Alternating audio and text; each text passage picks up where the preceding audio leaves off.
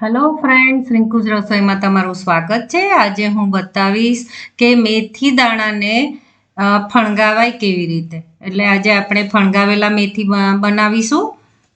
તો આજે હું બતાવીશ તમને કે ફણગાવેલી મેથી કેવી રીતે બનાવે છે અને એને યુઝ કેવી રીતે કરવાની છે. તો આ મેથી દાણા છે, તમે કોઈ પણ સ્ટોરમાંથી એને ખરીદી શકો છો અને આના બહુ જ બધા હેલ્થ બેનિફિટ્સ છે. તો એને ફણગાવેલા મેથી દાણા બનાવવા માટે સૌથી પહેલાં હું એને પાણીમાં પલાળીશ. હું આખું બાઉલ ભરીને પાણી ઉમેરી દઈશ અને તમે જોઈ શકો છો કે આ અડધો કપ મેથી દાણા છે અને પલળ્યા પછી આખું બાઉલ ભરાઈ જશે, આની કે સાઈઝમાં ડબલ થઈ જશે. તમે જોઈ શકો છો સારી રીતે પલળી ગયા છે. હવે આપણે આ પાણી કાઢી નાખીશું. પાણી કાઢવા માટે આવી રીતે હું એક કાણાવાળો ટોપો લઈશ, આવું કાણાવાળું વાસણ લઈશ. એને હું એની અંદર એક પેપર ટોવેલ મૂકીશ અને એને કોઈ એક મોટા વાસણની અંદર મૂકી દઈશ એટલે બધું પાણી એમાં જમા થઈ જાય. તો હું આવી રીતે હવે મેથી દાણા આની અંદર નાખીશ. તમે જોઈ શકો છો પાણી બધું નીચે જમા થઈ ગયું છે. આ પાણી બહુ જ સારું હોય છે. તમે એને પી પણ શકો છો, કાં તો તમારા હેર કે ફેસ વોશ માટે પણ યુઝ કરી શકો છો. હું કાયમ શેમ્પૂ કર્યા પછી આ પાણીથી વાળ ધોઉં છું અને તમારા વાળને બહુ જ સિલ્કી અને સોફ્ટ બનાવે છે. તો હવે હું મેથી દાણાને ભીના કપડાથી કવર કરી લઈશ. આવી રીતે ભીના પેપર ટાવેલથી પણ તમે કવર કરી શકો છો. ધ્યાન રાખો બધા જ મેથી દાણા સારી રીતે કવર થવા જોઈએ. હવે આપણે એને ગરમ જગ્યા પર મૂકી દઈશું. હમણાં જો ઠંડીની સિઝન હોય તો તમે એને ઓવનમાં પણ મૂકી શકો છો અને લાઇટ ઓન કરીને મૂકી શકો છો. ધ્યાન રાખો ઓવન ચાલુ નથી કરવાનું, ખાલી લાઇટ જ ચાલુ કરવાની છે.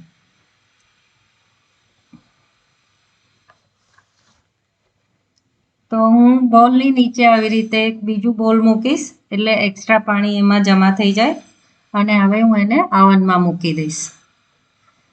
એટલે પૂરી એક રાત માટે કે 8 થી 10 કલાક માટે તમારે એને ઓવનમાં મૂકવાનું છે.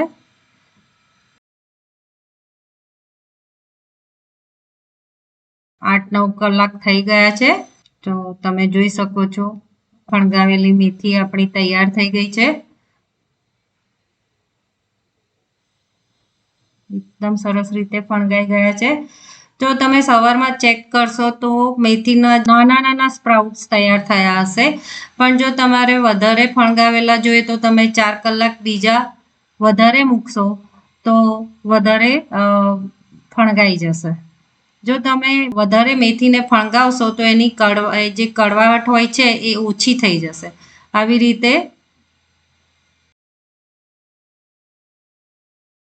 આપણા મેથી સ્પ્રાઉટ તૈયાર છે. ફણગાવેલી મેથી તૈયાર છે.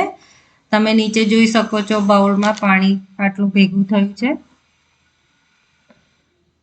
હવે એને કેવી રીતે યુઝ કરવાની. હું હંમેશા સવારમાં 1 ટેબલ સ્પૂન ફણગાવેલી મેથી સવારમાં ખાઉં છું અને એ કડવી લાગે છે કે નહીં કેમ તો જ્યારે તમે મેથીને વધારે ફણગાવો તો એની કડવાશ જે છે એ નીકળી જાય છે.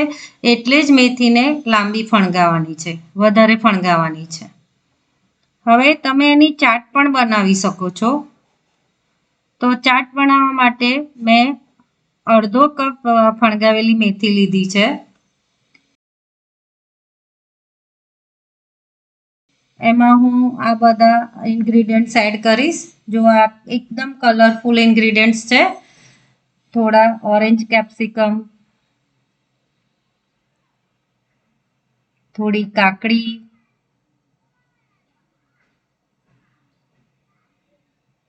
થોડી ડુંગળી,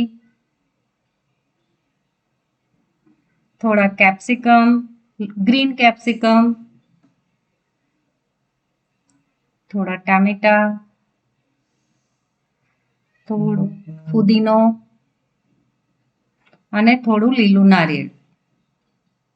હવે એમાં ઉમેરીશ થોડું મીઠું, 1 ચપટી કાળી મરી, થોડો ચાટ મસાલો અને થોડો લીંબુનો રસ. હવે બધાને સારી રીતે મિક્સ કરી લો. જો આ એકદમ કલરફુલ દેખાઈ રહ્યું છે. હવે હું એના ઉપરથી થોડો લીલા ધાણા ઉમેરીશ. તો હવે આપણું ચાટ ખાવા માટે તૈયાર છે. હું હંમેશા લંચમાં એને ખાઉં છું. આખું બોલ ભરીને મેથી ચાટ લઉં છું અને સાથે હું કોકોનટ મિલ્કની છાશ પીઉં છું. તો આવી રીતે તમે તમારા ખાવાને ટેસ્ટી સાથે સાથે હેલ્ધી પણ બનાવી શકો છો. આઈ હોપ તમને રેસીપી પસંદ આવી હશે. મને બતાવો તમને કેવી લાગી. હું મળીશ તમને આગલી રેસીપી સાથે. ત્યાં સુધી હેપી કુકિંગ.